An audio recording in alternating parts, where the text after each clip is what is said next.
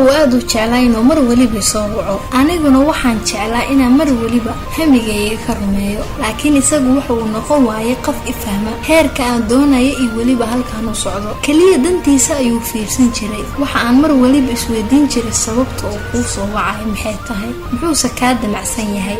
wax badan baa raadiyay inaan ogaado ujeedkiisa waxa uu yahay.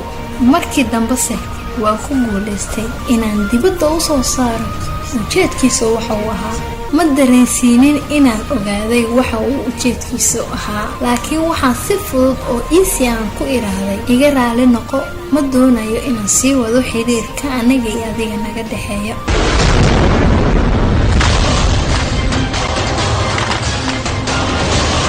waa habeentii Kaafiya Media.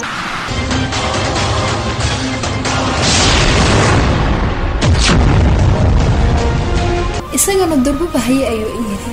isla markiina waxa ii soo baxday ama ii sii cadaataba tuunkeyga waxa uu ahaa.